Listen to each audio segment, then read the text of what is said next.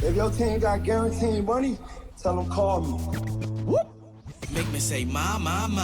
I done been around the world. Yeah, I was made for this. Player Performance with J.A. Cavalier. Welcome back to another episode of Player Performance. I am your favorite capper, J.A. Cavalier. Go ahead, do us a favor, smash the like button. Appreciation is always appreciated. If you're new to the channel, welcome. Now go ahead and subscribe. We do this for every week. We do this absolutely free. We do it for the community. We're going to get started with week 11 in just a sec. I will be joined by the usual suspects, Coach Rick Bowe, Luke Shuey, Shark, and Junior Brown, breaking down the entire card for NFL week 11. We'll get to that in just a sec. But first, let's recap week 10 with Tessa Hall.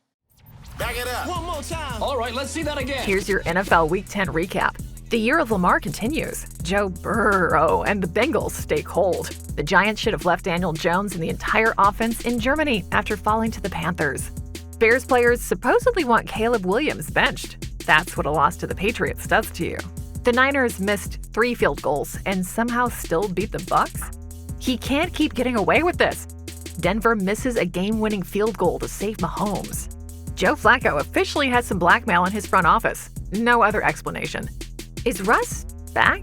Steelers beat the Commanders and win another thriller. The Sam Darnold show might be over, but they managed to beat the Jags. The Saints just needed some Rizzy to get back into the win column and take down Atlanta. The Titans are so bad that I sometimes forget they are still in the league. Chalk up another loss. Aaron Rodgers should just stay in Arizona and start living in the desert after that loss to the Cards. Jerry and his stadium built for tanning cost the Cowboys another game. Shocker. 5 interceptions. Jared Goff threw 5 interceptions, and the Lions still somehow won. The game field goals went to Miami in a kicking slugfest on Monday night. That's your NFL Week 10 recap. So Deion Sanders has made sure that Shedeur Sanders is going to end up playing daddy ball for the rest of his life. He coached him as a kid, coached him in high school, coached him at Jackson State, coaches him now at Colorado. So basically where Deion goes, Shedeur also goes. Now Deion says that he's going to privately intervene if the wrong NFL team wants to draft his son. Are you kidding me? Does this kid want to step up, maybe be a man, handle his own business, handle his own life? See, what's really going to happen here, Deion's going to end up coaching in the league. He will coach his son, but there's only one team that would welcome him. It's a team that prioritizes a show over football, a team that opens its facility to stadium tours, that would rather make their dome look like wilderness with blaring sun. Of course, it's the Dallas Cowboys. I'm sure Jerry and Deion have already mapped this entire thing out. My money is on Shedeur being drafted by Dallas, Deion pulling all the strings. So you already know who's walking the sideline next season. It will be Deion Sanders, and more pain and misery for us Cowboy fans. NFL Week 11, let's go. Packers versus Bears. So the Packers are laying 6. The total here is at 41. As expected, money and tickets all over Green Bay in this one. I guess it's go, Pack, go. And rightfully so. Look, Chicago's an absolute mess. Everyone's getting fired. Veteran players are asking for Caleb to be benched. They want to see the backup in. And look, I don't blame them. Back-to-back misses now on number 1 overall. Bryce Young, bust. Caleb Williams, bust. And yes, Bear fans, I said it. Caleb is an absolute bust. Shark, you know it's bad when your support system no longer supports you. Without question. And I mean, I was looking at this kid last week, standing in the pocket for almost 3 seconds per throw. That doesn't work in college. It barely works in high school, let alone the NFL. This team is in complete shambles. I backed the Bears last week. I lost. I'm adjusting. And I'm taking the Packers on the road here at -5.5. And truthfully, this is a great buy low on Green Bay. Green Bay comes in here 0-3 ATS last 3. Real tight non-covers against Houston and Jacksonville. And an outright loss to Detroit at home pre-bye. But if you really look at how they played Detroit, they outgained them 411 to 261. Couple turnovers flipped that game. And that's actually been the story of Jordan Love's career at home inside of the division. I'm not entirely sure what the psychology is here, but Love is 1-4 ATS home inside the division in his career. He is great on the road. However, 3-0 ATS, average win margin by 16 points per game, including a blowout in the opener last year at Soldier Field, 38-20.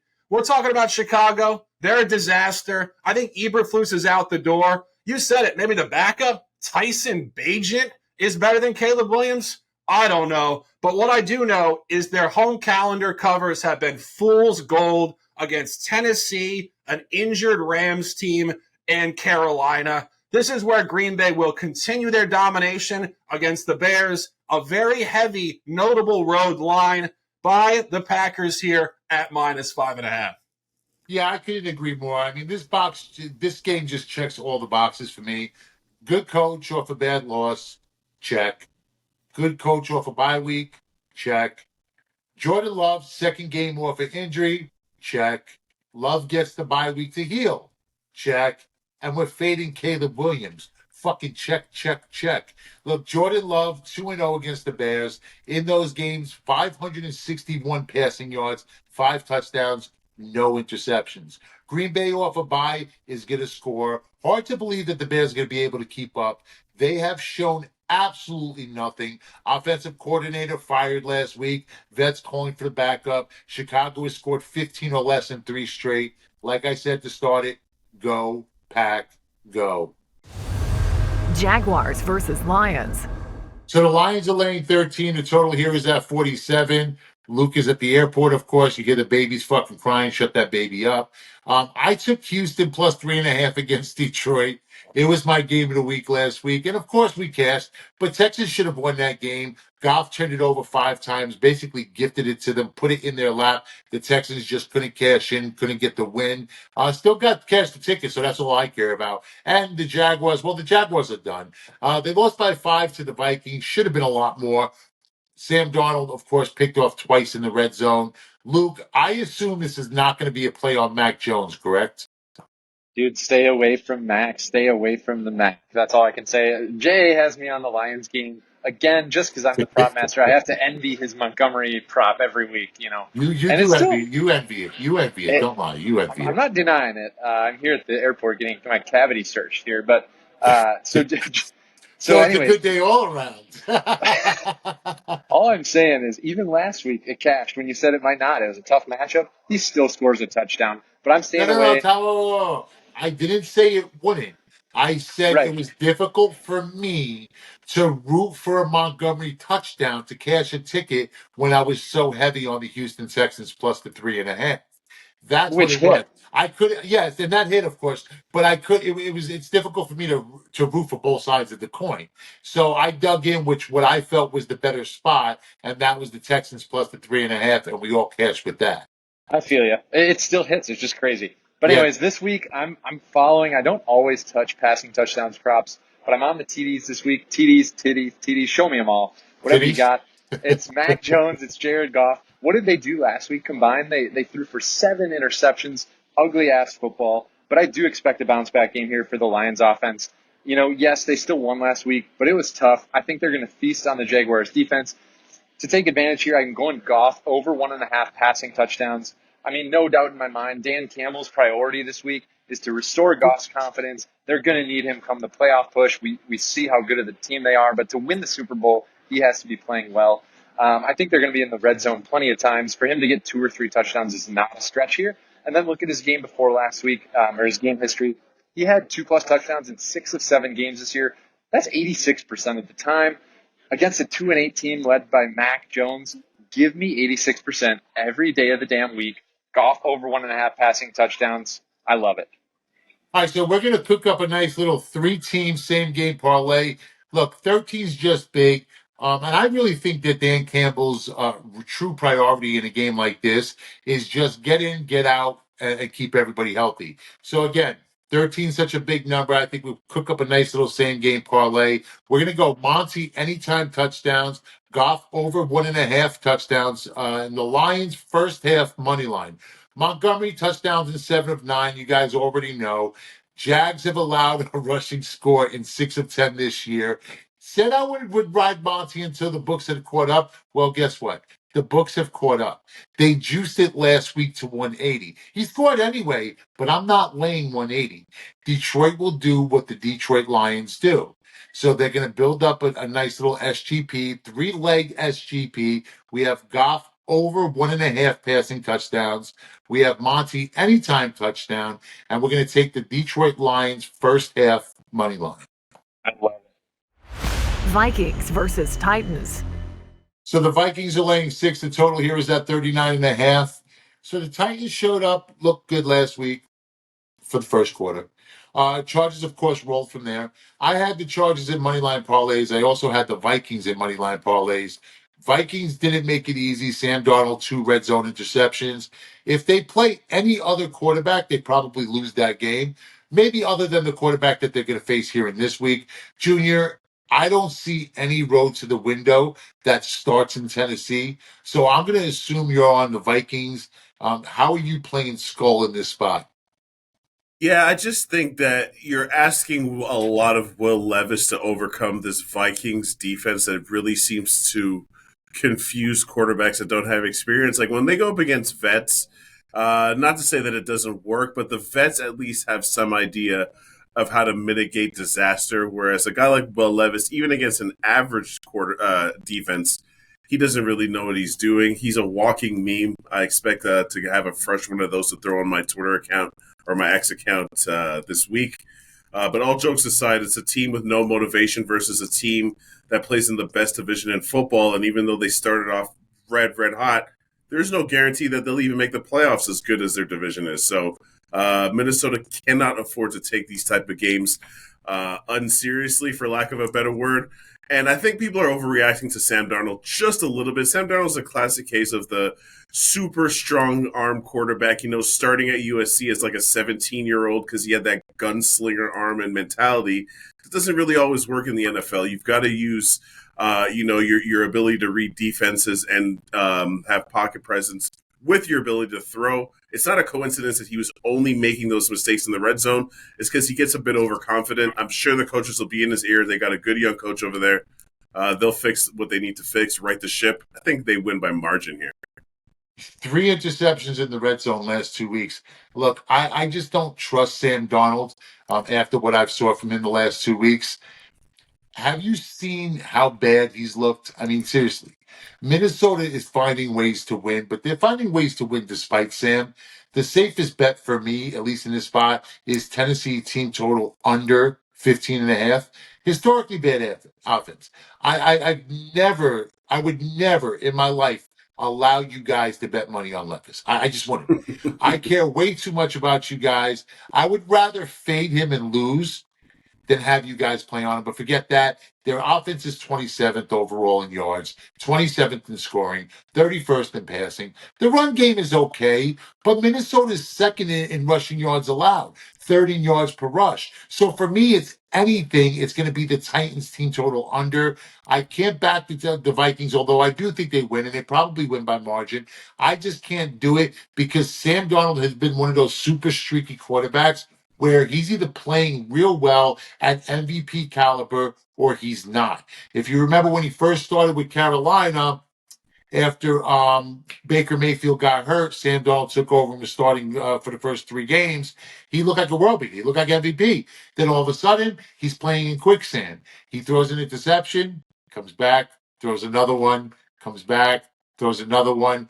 And I just don't trust this version of Sam Darnold that I've seen the last 2 weeks. Now, if you tell me you're going to give me Sam Darnold from the first half of the season, I'm all in.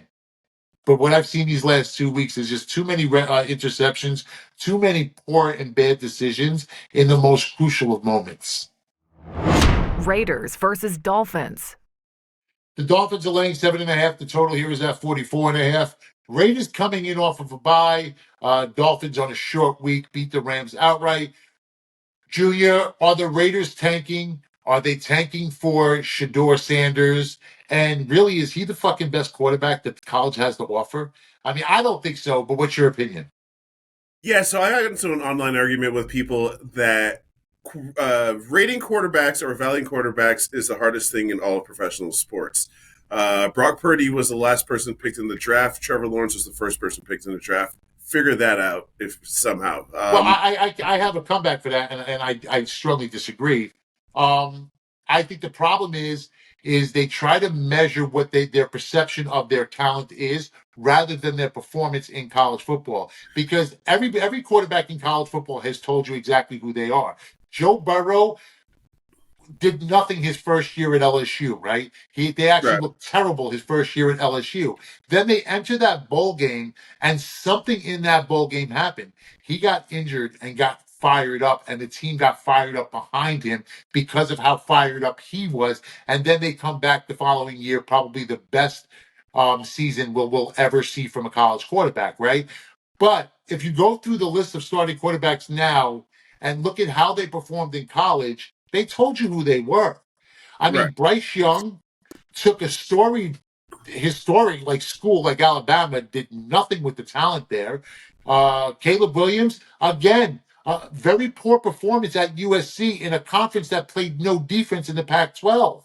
And then you look at a guy like Justin Herbert, who actually overperformed at Oregon with nobody around him. He had zero weapons when he was at Oregon. There is nobody that played on that, as far as the skill set, that plays in the NFL right now. Justin Herbert did nothing, still went to the Rose Bowl and beat a good Wisconsin team that year. So I believe Shador is doing less than nothing. And who's he playing? He's playing against the worst defenses in college football, and he's still doing nothing. How is this going to be a number one draft pick? Because he's Deion's son? I don't get it. So statistically, that's what I was going to bounce back to. He's top 5 in every quarterback metric, right? He's top 5 in touchdowns. He's top 5 in percentage. He's top 5 in yards. He's top 5 in everything. So, and he's doing it with a horrible offensive line. Now, do I think that means he can go to the NFL and do that? Whoa, I don't know about all that, but I can only judge him by the competition he's playing. I have a extreme bias against Big 12 quarterbacks because I think Big 12, the defenses are absolutely horrendous, honestly, and their stats are always inflated. So I do think he should be the first quarterback picked. I don't think the other quarterbacks really measure up, other than maybe Cam Ward, who seems to pull something out of, a rabbit out of his hat every week. But again, between Cam Ward and Shador, you're basically saying those are the best two of a bad bunch because the rest of the quarterbacks are horrible. I don't know about horrible. I mean, who's your top 5? So Shador, Cam, probably. I mean, I don't even want to say Carson Beck because he's horrendous. Maybe Nussmeier, or how do you say the LSU quarterback's name? Nussmeier. Because he looks like a professional quarterback. I thought the Penn State quarterback looked like a pro, but his numbers, they're just not doing it. And that style of offense doesn't really suit a pro quarterback. I'm not really sure, honestly. Well, no Jackson Dart? These Ole Miss quarterbacks, though, their numbers are always inflated. I don't know. I'm not convinced by any of these people. I am a Dart guy. I am a big believer in Jackson Dart and that arm. Okay. That's just me, though. I don't think Shador Sanders is an NFL quarterback. I mean, I could be proven wrong. I really didn't think Stroud was either. I did, however, believe in Jaden Daniels. I love Jaden Daniels. I actually loved Jaden Daniels at Arizona State when nobody was even watching the kid play. He looked like this little stick figure running around out there, and then all of a sudden you see him throw the ball 60 yards down the field. So, all right. Anyway, they're tanking for Shador. Go ahead. Who do you like in this game? So here's the thing, though. Tanking for Shador again, that doesn't even make sense. That ain't going to fix your problems, especially not for the Raiders.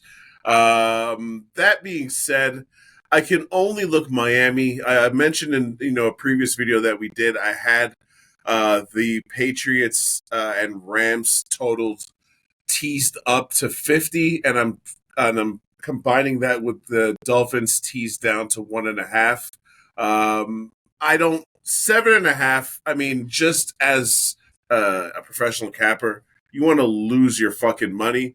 Bet 7.5 regularly and see what happens to your wallet. So it's either I tease it or I stay the F away from it because betting 7.5 is just not in my wheelhouse. Yeah, listen, I don't get this though. Everybody's down on the Fins. I really don't get it. I understand that since Tua came back, they're 1-2. But the record isn't really the entire story. The first game back, he goes up against Arizona. Miami led by 2 scores. They lost on a walk-off field goal. Dolphins put up 27 points in that game. Then they have to play Buffalo. The Bills own them. They always lose to the Buffalo Bills. But they only lost that game by 3. One of the hottest teams. Well, actually, this is 2 of the hottest teams in the NFL that they lost to, put up 27 in both games. Tua was 25 of 28, 2 touchdowns. Those are 2 of the hottest teams in the NFL. Then he comes out on Monday night. They beat a good Rams team on the road, held Stafford to 15 points, all field goals. Miami scoring points. The defense is improving. This is the perfect spot. A bad Raiders team, bad on both sides of the ball, 4th fewest in points offensively, 3rd most points defensively. The Dolphins are going to basically run this team off the fucking turf. You got to like it in moneyline parlays and 2-team teasers. I don't mind playing it at 7.5. That hook is just going to kill you. But I would lay a touchdown in your spot. I think they get there. They get there by margin. I think they win this game by 2-3 touchdowns. Yeah, just to echo everything you said, if I can get it at 7, I'm all over it. Just the hook, just, because we do this for a living, in the long run, you're not winning betting against the hook. That's right. JA Cavaliers Pro Football Triple Crown. 3 NFL games for this Sunday. 3 straight, 3 2-team parlays, 1 week, $99. His Pro Football Triple Crown must go 3-0 or the entire NFL season is free. JA Cavaliers Pro Football Triple Crown. Link in the description below. Click the link now and jump on the money train. Rams versus Patriots. So the Rams are laying 4.5. The total here is at 44. The world, and I mean the world, and this is everyone. Square, sharp, didn't matter. Everybody bet the Rams on Monday night, but not me. In fact, I like the Dolphins so much. I thought that was such a fat Dolphin spot that not only did I take them plus the 3.5, I also took a money line. I also took them alt line. I took Miami minus 6.5 at plus 275. Absolute genius move by me. Patriots won, but who cares? Junior, Rams play a lot of close games. 4.5 seems an awful lot of points to lay. It's a little bit fat. So how are you attacking this number? Yeah, I'm taking the under here because I think that there's a little bit of fool's goal happening with the Patriots. Now, they're playing better than they were, but that bar is pretty low. Obviously, Drake makes a couple of plays a game that gives Patriots fans hope, but the reality is they're averaging 19 points per game with Drake May in the lineup. So it's not like they're world beaters. They're just not ass. Now, their defense is usually what they hang their hat on, but even that's been up and down. I do like that the defense has improved since Drake Mayo called them out, so I do think the under is the play. My main play with this game is a teaser to under 50, but I even feel comfortable with laying under 44 because, again, you expect the Patriots to get under 20, which means the Rams got to get 24 or more. Not to say that they're incapable of doing that, but I think that in Foxborough, traveling east, which means a 10 o'clock start in that New England cold, it's not a great spot for the Rams to find themselves in. So my play here is the under with a Patriots team that on this season averages 16 points per game. And like I said, even with their improved offense under May, it's still only up to 19 points a game. Yeah, I actually can't argue with that. I have no problem with an under in this spot. But everybody, like I said, was on the Rams on Monday night. And here's what I love about YouTube, man. It gives access to the information that the public was starved of in the past, right? Whether it be shows like ours or others. But there is a downside to that. It gives every dimwit with a thought a stage to perform on. The so-called experts broadcasting out of their mother's basement, commenting on everything, and here they come again. They're screaming Patriots. And they're screaming it to anybody who will listen. Stop it. Patriots team total under. 20 or less in 3 or 4 games. Just a lean for me in this spot. My true pick in this game is to pick a different game. Don't waste your fucking money. I hate this game, but if you're going to play it, I do see Junior's under. I would obviously look to next game. Browns versus Saints. The New Orleans Saints are laying 1 in total. Here's at 44.5. The Browns come in off of a bye. I did love the Saints last week. I said it was the perfect spot. Carr's second game back from injury at home, divisional game, catching north of a field goal. This week, I really have no feel, but that's what's great about the prop market. A game like this isn't going to draw much attention, at least from a side perspective. But there's still a lot of value in the props market. And Luke, of course, is here to find value. Luke, first and foremost, the ride or die hit last week. Did you pick out our winner? Of course I did. Russ went way under his yardage for almost the whole game. He had like 50 passing yards, like almost at halftime. Nobody gives a shit about that. Who's the fucking winner? Who's the fucking winner? I'm going with. Well, there's 99 comments to choose from people saying it'll be okay, making me feel better. I'm See, going it was with okay, Luke. right. I'm going with Michael Gaspar. That's MichaelGaspar 994. Call me the top dog. Got to give the man some props. $200 coming his way. All right, Michael Gaspar, check the comment from last week's show. We'll give you instructions on how to collect that gift card. Step up. You are the proud winner of a brand new Amazon gift card. All right, so Luke, who are you targeting in this game? Yeah, so I'm actually going with a guy that I normally don't play in the prop market, and it's Taysom Hill, tight end, quarterback, running back, whatever position he plays. He's an awesome utility knife tool for the Saints offense, but I think it's almost impossible to predict his props any given week. However, this week I think his rushing yards line is so high and so overvalued with Derek Carr back in the lineup. And if you can hear shit in the background, sorry, I'm at the airport again, but I'm going under 28.5 rushing yards here for Taysom Hill. He's not used as often with Carr in the lineup. He's been better in the passing game as a receiver, and he's literally only gone over a line of 28.5 one time. It was week 1. Since then, the unders are 5-0. Give me 5-0 every fucking day of the week. Analytics are projecting him to be 20 to 22 yards here. Doesn't sound like a big difference, but it's a 25% advantage on the line. Plus, last point here, Cleveland's defense is coming around as they were expected to. They're in the top half of the NFL in rushing defense. I expect Carr to throw the ball with limited rushing options here for Taysom Hill. Lock in the under. Are you tailing? Are you fading? What you got here? The question is, do you like this enough to make this your ride or die this week? Oh, hell yeah. Sign me up. There it is, ride or die. This is Luke's ride or die this week. If this cashes, somebody from the audience is going to win a $200 Amazon gift card. You really got to stop saying if. It is a win mentality. I think we're 3 or 4-1 on the ride or dies, if not more. Is it? I got to check my stats. I don't know. Anyway, I just give away. I've been giving away money just to give away money, so I have no idea. Listen, you say it, I play it, it cashes, somebody wins. It's just that simple. That's all I know. And then I just have Bernsey send out the PayPal to whoever won. So it's nice and simple and smooth. And we have a nice little what do we call that? What do you call that? Huh? Pay it forward? No, the line, assembly line. He says it, I play it, and then Bernsey sends it out to the winner. There it is. There we go. All right, this is Luke's ride or die, Taysom Hill. What was the prop? I didn't even listen. Under 28.5 rushing yards. Make sure you do rushing, not receiving, and let's book it. That's Taysom Hill under 28.5 rushing. Colts versus Jets.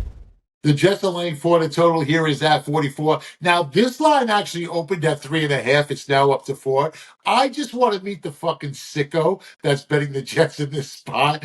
This means the Jets are taking money. And some people are just suckers for punishment. Can't do it, won't do it. I also said that the Colts may lose out for the rest of the season. So I'm kind of standing on both hills here. Junior, is there any possible way that both teams can lose this game? Absolutely. They've definitely lost in the court of public opinion, because who's really trying to watch this? This is the worst Sunday ticket game on the schedule. I almost broke my ankle running to the window to bet Colts team total under once I heard Anthony Richardson was going to be starting.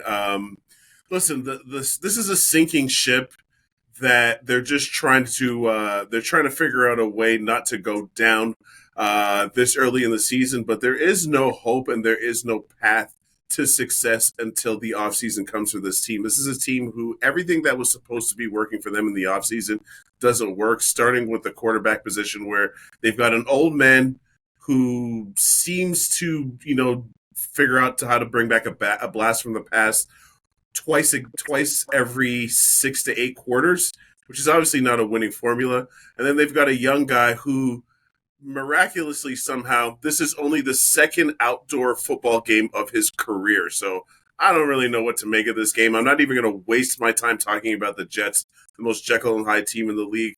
I'm completely fading Anthony Richardson. Give me the under 20 team total for the Colts. Yeah, but the problem in Indianapolis is Steichen is actually trying to put out a fire by throwing gasoline on it. This quarterback shuffle that he has going on is just ridiculous. And this is just another turn in the merry-go-round. Look, two teams on my do not best list, right? The number one team is the Jets. If Hard Rock gave me like a 10-dime free bet, but it had to be like a money line parlay, but the Jets had to be the first leg, I'd give it back. You look at the roster, you wonder how they suck so badly, and there really is just one answer, and it's Aaron Rodgers.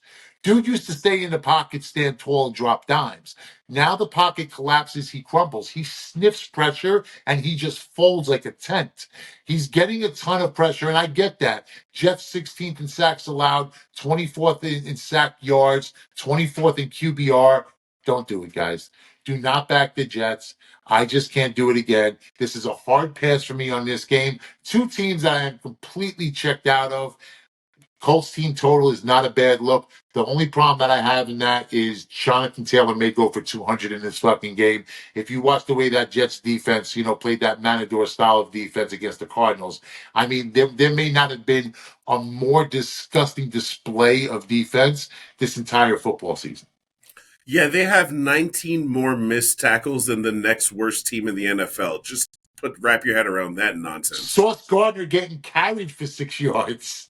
Literally carried for 6 yards. I've never seen anything like it. Just jump on my back, guys. I got you. 6 yards he's being carried for. It was just disgusting. Ravens versus Steelers. The Ravens are laying 3. The total here is at 48.5. The line is 3. Of course, the line is 3. This game is always decided by a field goal one way or the other. So, of course, the line would have to be 3. Both teams are coming in hot right now. Steelers beat the public darling Washington Commanders. Russ cooked up another dub. Ravens outlasted the Bengals. But something has to give. Shark, what gives in this game? Well, a lot gives, but give me the Ravens at -3. And truly, I think we could see some margin in this spot. This is a great spot to buy Lamar Jackson.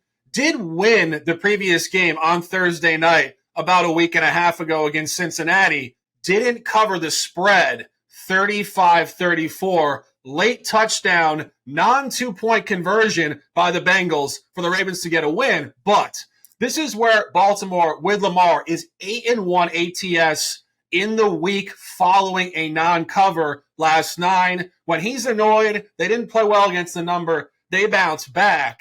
And I think this is a great spot to sell Pittsburgh. Pittsburgh is 7-2 ATS. They're 3-0 ATS with Russell Wilson. The Jets, the Giants, and Washington, all outside of the division, all teams that are lacking in some specific category. And if you really zoom into this actual matchup within this division, Pittsburgh has dominated Baltimore in recent history, going 3-0. Lamar is the type of guy, when he gets pissed off, he will bring it straight to your stadium. And Lamar's making some great quotes this week about we need to beat Pittsburgh. 2 of those losses were with Tyler Huntley. Lamar lost last year on the road in week 5. Baltimore dominated the game. Lamar with a few turnovers. This is where Russell's a little too hot. The Steelers are way too hot against the spread. Lamar bounces back, and this is going to be a big-time divisional game, Week 11 in Pittsburgh. Take Baltimore at -3, and let's dominate this one. Now, I cooked with Russ last week, of course, cash. Took the Bengals first quarter over Baltimore and cashed. My point is I keep cashing with both of these teams, and I'm doing it again here in this spot. Baltimore in their first half over. So that's the Baltimore team total over in the first half, which the line is 13.5 right now. Look, until someone proves that Lamar can be slowed down, I'm going to ride. He's first in passing, first in touchdowns, first in QBR, second in passing yards, and more important to this handicap, he's 4th in first half points. They're averaging 15 in the first half. Mike Tomlin calls Lamar Mr. Jackson. He knows how good the man is. Multiple MVPs. Steelers have allowed this number in 2 of the last 3. Steelers start slow. We all know this. Against the Giants, they started slow. Against the Jets and against the Commanders, they were down early in all 3 of those games. Everyone knows that the game is going to end on 3. And trust me, if we know it, Vegas knows it. So stick with the first half team total. I am taking the first half team total over 13.5 for the Baltimore Ravens. But Shark, I couldn't agree with you more. I also like the Ravens in this spot. So Sharky is official with the Ravens. I am on the Ravens team total over 13.5 in the first half. Tell me what you gonna do now. Keep rolling. Falcons versus Broncos. All right, so Denver is laying 2. The total here is at 44. I, of course, faded the Falcons last week, took the Saints. They won that game outright. Bo Nix has been playing well. Broncos have exceeded expectations. Blocked field goal away from ending the Chiefs' run. Couple ways to see it.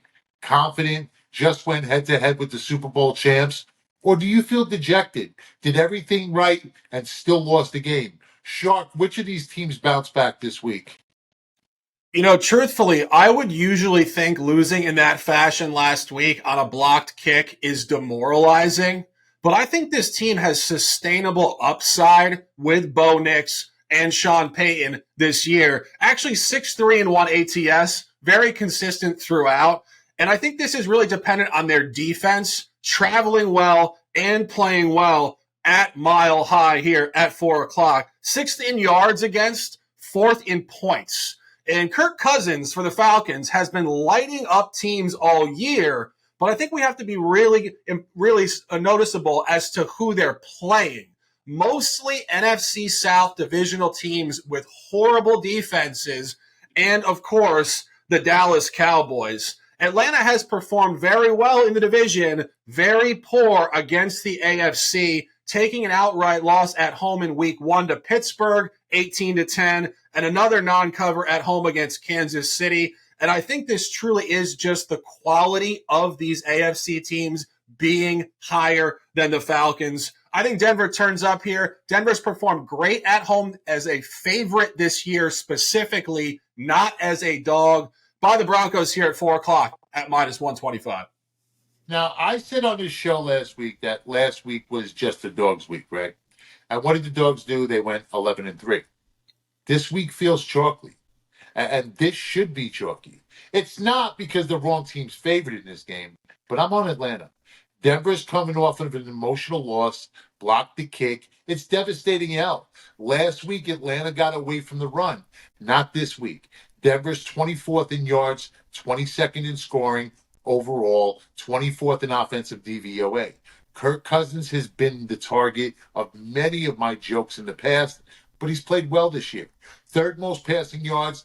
I don't see the Broncos keeping pace in this game. Give me the Atlanta Falcons. Now, I'm not going to take them plus the 2 because it's pretty much dead numbers. What I will do is I'm going to put the Atlanta Falcons in the front end of a 2-team 6-point teaser. Seahawks versus 49ers. 49ers are laying 6.5. The total here is at 49.5. It opened up to 7, ticked down just a bit.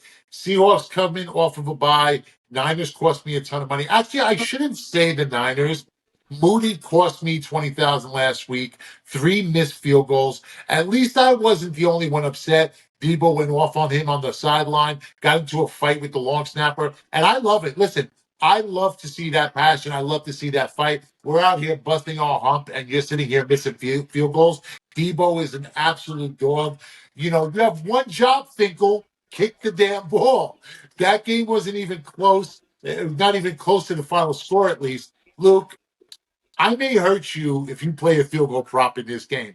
Moody is absolutely banned until further notice. The last fucking thing I'm touching here is that kicker. It was abysmal. I mean, it's one of the worst Yeah, it was performances terrible. you'll see. I'm touching Christian McCaffrey here.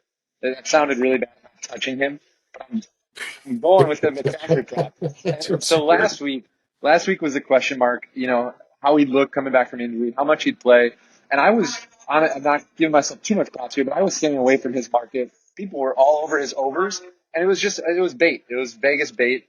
He didn't look good running the ball. 13 carries for, I think I have 39 yards. But he was crazy effective in the passing game. He racked up 6 catches, 68 yards. And I love him here as a receiver again in a super buy low market here. His line of receiving is 28.5 yards. I just don't see how he doesn't go for 40, 60, maybe even 80 in this game. He's covered this receiving line in 6 of 7 games dating back to last season. Again, he could go for 50 to 100, could double this line easily on one catch because he's so elusive. I don't see him getting anywhere less than 5+ targets in this game. I want to smack the shit out of this play. Give me checkdowns all day from Brock Purdy. Go over 28.5 receiving yards. That's my play. Actually, so this is actually a double play here because I like his rushing stat. That's fine. This is probably going to be the only week that you're going to be able to catch a number like this on CMC so low. Christian Exactly. McCaffrey rushing yards. I am hammering the over 77.5 yards. Coming off of his first game, he had 100 all-purpose yards. Now the Niners are going to let him loose. Load management is a real thing. 13 carries last week. 2 other backs had 3. CMC is back. Last week was the let's just make sure he's okay game. This is the spot. This is the game. And it's run, Forrest, run. In 3 games with the Niners against Seattle, over 100 in all 3 of those games. This is a buy low number on CMC. Seattle's 26th against the run. 121 yards a game is what they're giving up. CMC will be running. So we have a you're killing me here, Lewis. Are you hearing a damn fire alarm? That's the CMC alert. We have a double play on Christian McCaffrey. Double play on CMC. Luke is going over his receiving yards. I'm going over his rushing yards, and that's a perfect way to end this and get Luke out of here. We're in perfect alignment on this one. So I mean, they can take rushing, they can take receiving, or honestly, don't forget about the combo. They can do rushing and receiving. I love all 3 of those plays. Then you know what? Then I would say do the combo, do the rushing and receiving. You probably get a much better value on both numbers. Or you could just tell Luke. I'm fine with that as well. I think I love CMC this week. And I hate this damn airport. This is ridiculous. But you're getting live content, live feed. This is real life. Yeah, he's touching CMC this week. Chiefs versus Bills. The Bills are laying 2.5. The total here is at 45.5. Shark, last week you took the Colts. I did call you out on that.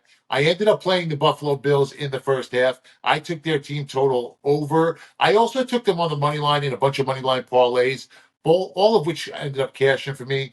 You had the Broncos. I had the Chiefs team total, so we were in lockstep with that. We both cashed there. We thought the run was over. We thought it was the week. The Chiefs' win streak was going to end. We were 30 yards away, and then a blocked field goal kept perfection alive for them. But listen, these are the types of things that magical seasons are made of, right? Like the New York Giants, the helmet catch. But here it is. Kansas City's search for perfection continues. Or does it end this week? This is where it ends. Biggest game of the year for Buffalo. 4:25 in frigid cold Orchard Park, New York.